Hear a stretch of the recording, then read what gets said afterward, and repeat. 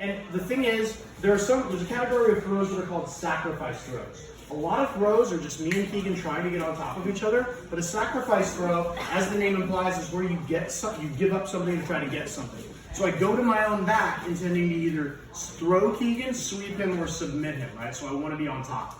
And so what we want to do first is work a little bit of our grips. I'm going to get a cross-collar grip and a sleeve grip. We'll say more about the grips later. No-gi, I would get a collar grip, a collar tie, and a grip on the wrist. We'll say more about that later too.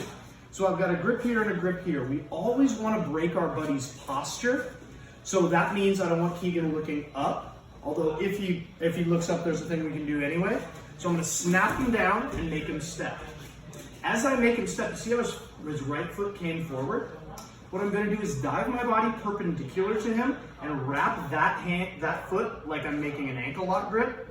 And my legs are going to switch position so that my right foot goes into his right hip, socketed in there. And you might see that this leg is already going for his back leg.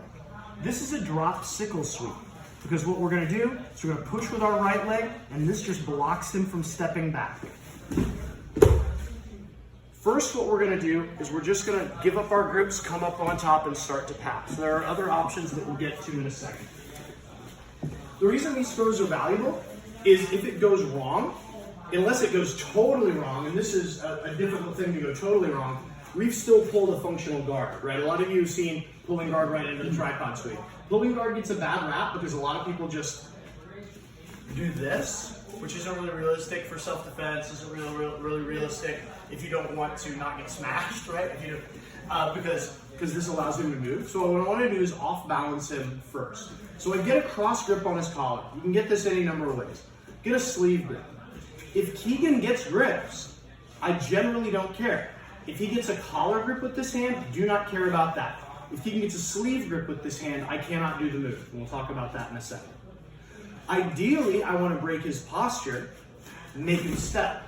Even if I don't effectively do that and he postures up, you can still get the move because the leg is still there.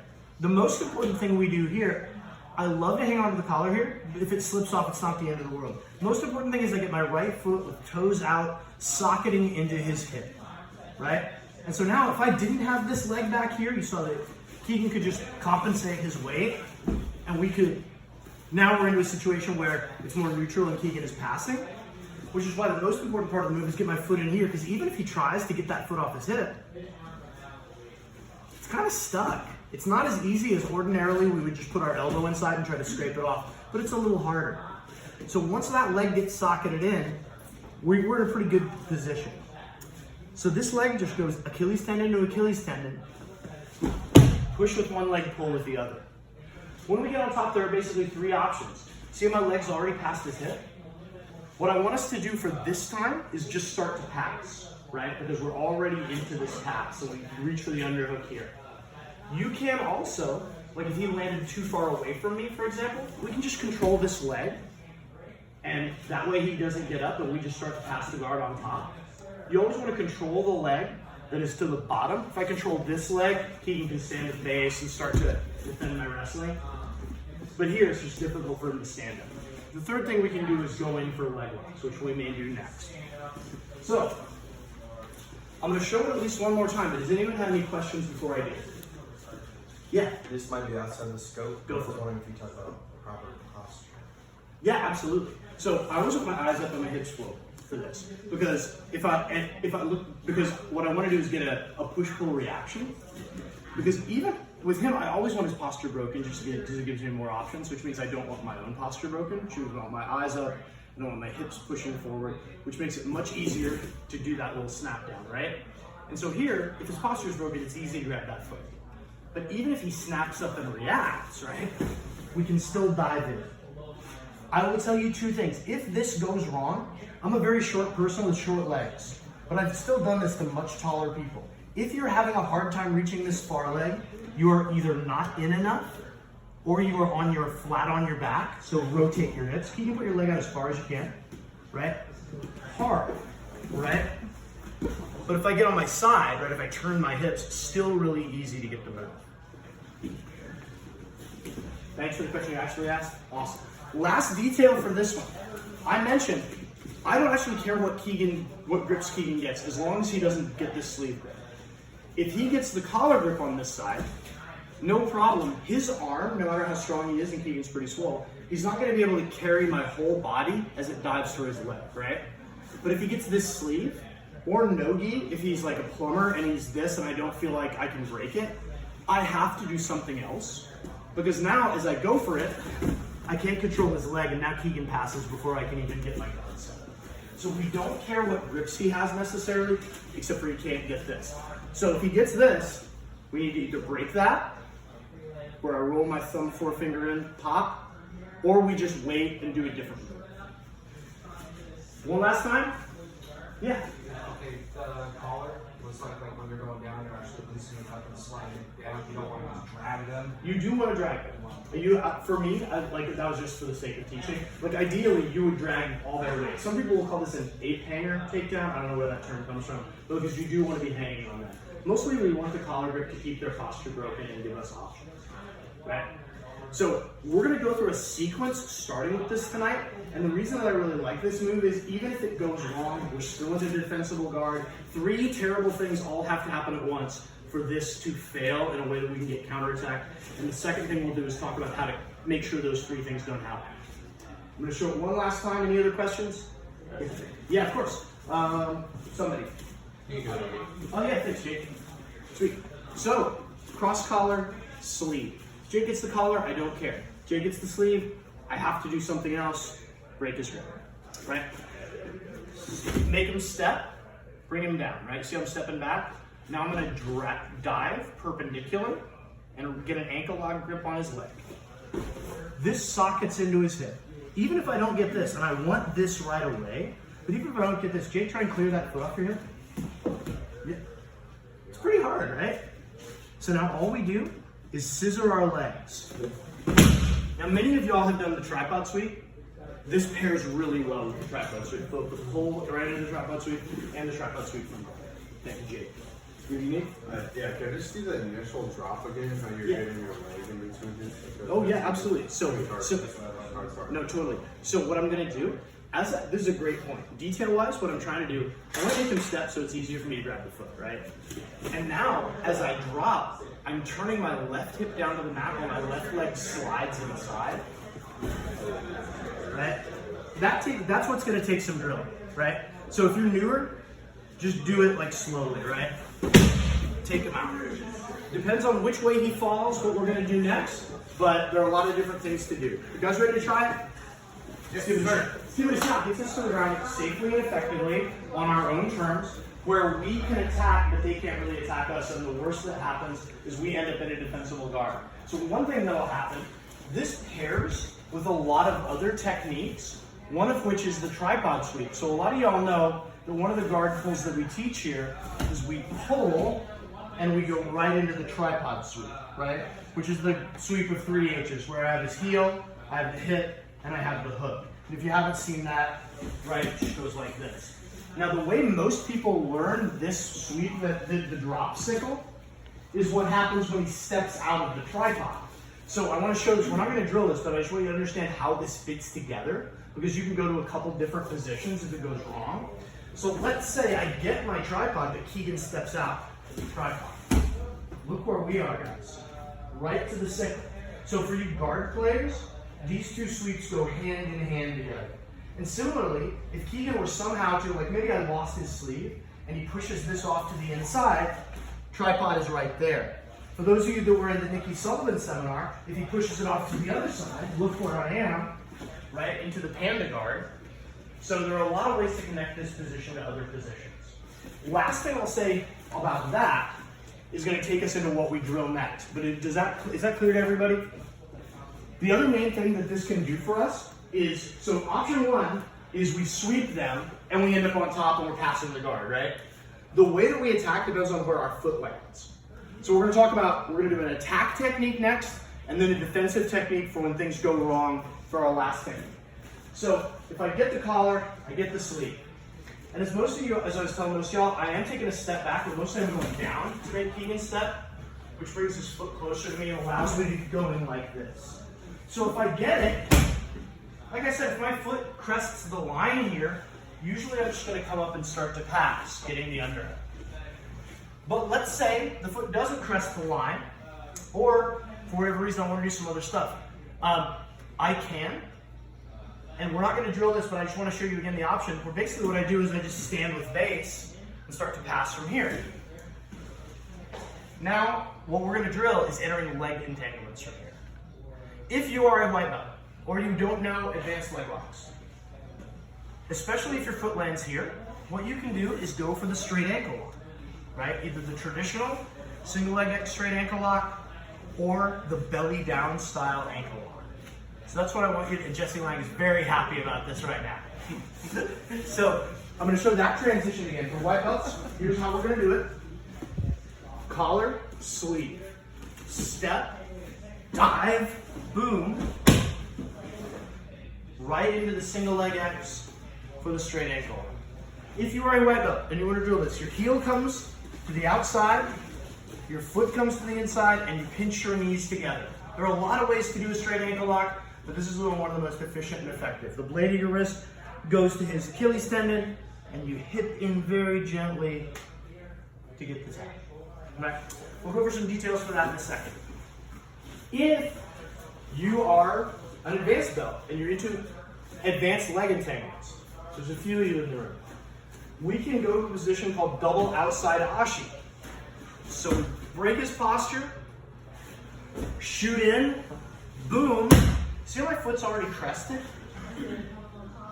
Now my legs both come to the outside, and I can start going for my heel hooks here, right?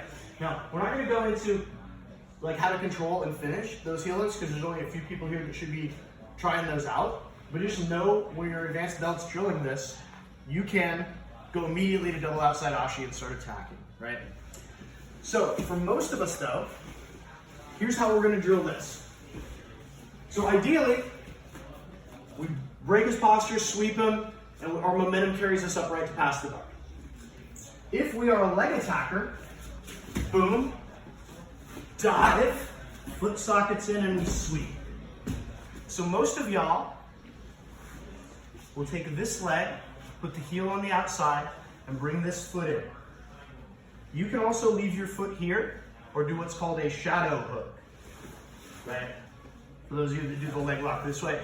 However you do the ankle lock, that's fine. But for people that haven't seen the ankle lock before, outside foot goes heel to the hip, toes come out, we pinch our knees together. And here's the detail for people that are new to the ankle lock. You can't have your hand down by your belt.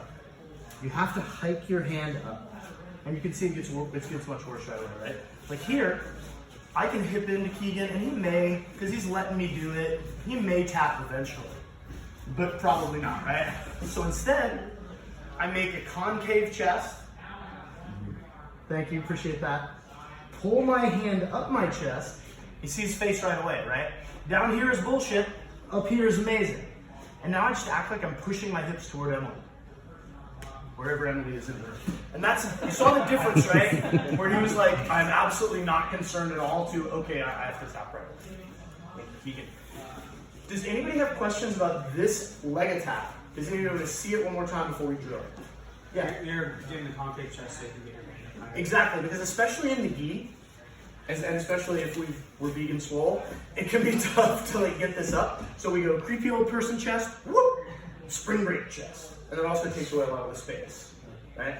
So, any questions about the first two moves, right? So the idea is we get to the mat on our own terms. We attack if we can and get on top if we can. We can choose to enter the legs either with the straight ankle lock or going to double outside ashi if we have heel hooks and stuff available. But like I've said, there are basically three things that have to happen in order for this to go really bad. And we're going to find out how to avoid those things now. Does anybody have any questions before we do? So the one big thing, right, is I can't let him get this sleeve. If he gets this sleeve, I just cannot do the move. He will pass my guard. Because when I dive for it, he won't let me make my grip, and he's just going to control and pass, right? The thing is, assuming he doesn't have that, and assuming I get the heel, the three things that all have to happen in order for this to go bad is I have to get a bad grip on the heel, and he has to be able to kick it out. He has to be able to clear this foot off the hip, and pass before I can set up my sweep, right? So all that stuff has to happen. Sleeve grip, bad grip for me, and he has to clear this off the hip. If he just does one of those, right, if he just clears it off the hip, we can either go back to our outside hook guard for the tripod sweep or invert for the panda guard if you were at the seminar, right? So, but a lot of y'all are thinking, and when you try this on people not in this class, which I encourage you to do, try this on people who haven't seen it. People that are smart are gonna grab your attack foot. So this is gonna be my control foot. Oh, sorry, this is my attack foot. I'm wrong, he's gonna grab my control foot. So he can grab my pants or he can grab here, and now I can't get to the position, right? I can't sweep him like this. If you stay here, Keegan will be at an advantage, but go ahead and try and pass a little bit. When I have this grip, I still have some control. I don't want to stay here, right? Because he will pass eventually, right? Because I'm holding onto a sinking ship.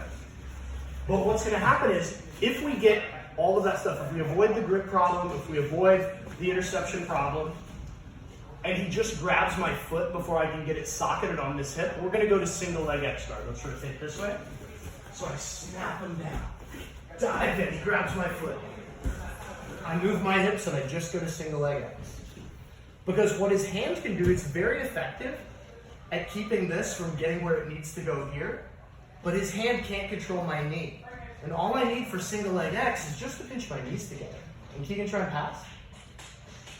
Until he disrupts this, it's gonna be hard. And now we're into a playable guard again, right?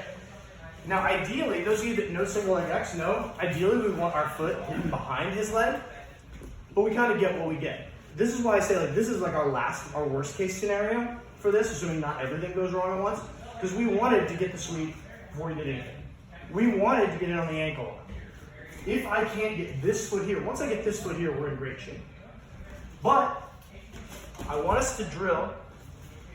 When he grabs it, you can step on the mat if you need to, turn your hips, heel comes to the outside, and just pinch.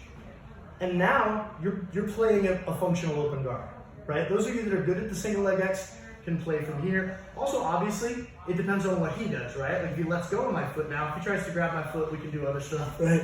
Let's turn this way. What I often look for here is to set up X guard, right? Because my foot's already in the right place for X guard. Does this make sense to everybody? If you're new, the only thing you need to do is get that one foot, the heel to the outside hip the way we did before, and then just pinch your knees. Try to touch your two knees together. John, can I use you for this one? Sorry, any questions before I say it one more time? We're just going to drill getting to single leg X. So I'm here and I'm here. I break John's posture. I get in, but before I can, he grabs this foot. And you know, this is if he grabs my foot, he can grab my pants, no problem. Turn my hips. Pass my guard. Feel pretty stuck, right? And even if and at some point, he has to decide, is he going to keep control of that foot? If yes, we can start off balancing him. If no, we can go to the other guards that we want. Yeah, Jay? You should have turning your hips. Yes. So without John in there, it looks like this. So we're diving right. We want to be here, but we got here. Step on the mat, turn my hips, heel, pinch. Sometimes you'll just be able to, if you're very flexible, or if you have the momentum, you may be able to just turn your hips. But if you find yourself here and you're like, I can't get foot, step on the mat and just do a little shrimp. Sound good, y'all? Thank you for your kind attention. Let's drill this for 2 to 3 minutes. 1, 2, 3.